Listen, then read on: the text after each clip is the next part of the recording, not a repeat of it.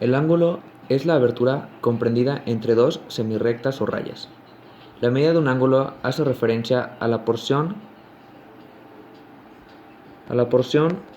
del plano comprendido entre las dos rayas.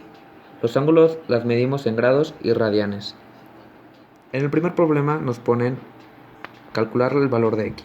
Nos dicen que el ángulo AOB mide 70 grados. Nos dan un dato que es 50 grados. Por lo tanto, como el ángulo mide 70 grados, lo que vamos a hacer es restarle el dato que ya nos dan para sacar el valor de x. Por lo tanto, x mide 20. En el segundo problema nos ponen calcular el valor de cada ángulo.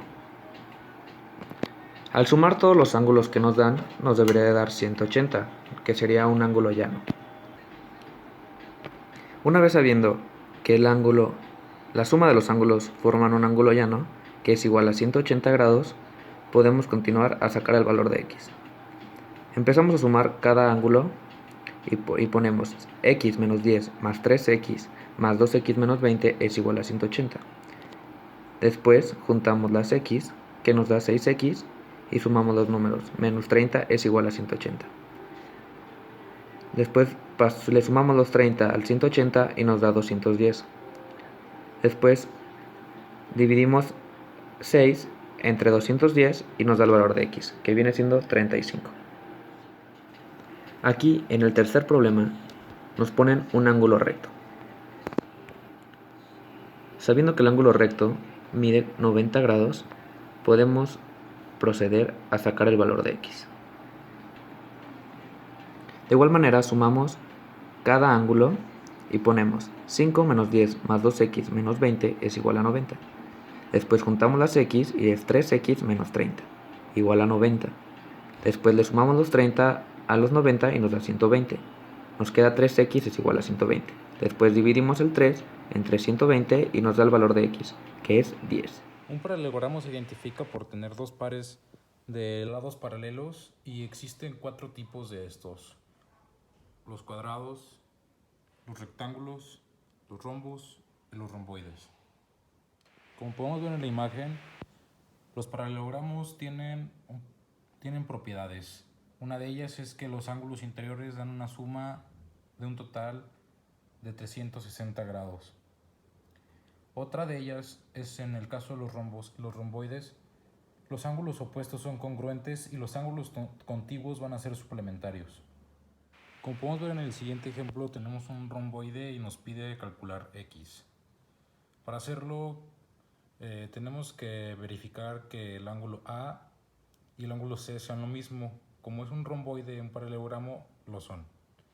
Entonces, A es igual a C. Haciendo una ecuación podemos deducir que si multiplicamos 2 por 18, el cual está sustituyendo a x, nos daría 36. Por lo tanto, x es igual a 18. Para conocer los ángulos B y D es de igual manera sencillo, ya que si sumamos los ángulos A y D, tiene que dar un total de 180. Y la resta de 180 menos 36 nos da 144. Por lo tanto, el ángulo D es igual a 144 y el ángulo D es igual al ángulo B. Por lo tanto, B es igual también a 144.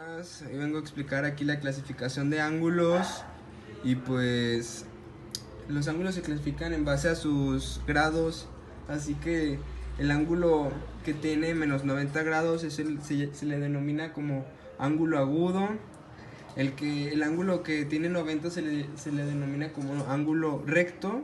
El que tiene más de 90 se le denomina como ángulo obtuso, y es este. Casi siempre tienen estas mismas medidas, bueno, estas mismas como formas. Luego está el convexo, que es el que tiene menos de 180 grados pero tiene más de 90. O sea, es como... Sí, es el que tiene... El obtuso es el que tiene 90. Exacto, no. El que tiene más de 90. Y el convexo es el que tiene menos de 180. Y el llano es el que tiene 180 exactos, como sería el recto.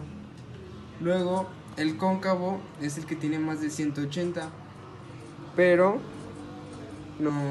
no llega a los 360, porque es el que tiene el 360 grados es el completo, y el que tiene 0 grados de plano es el nulo. Y pues es la clasificación de los ángulos por Amir Gómez.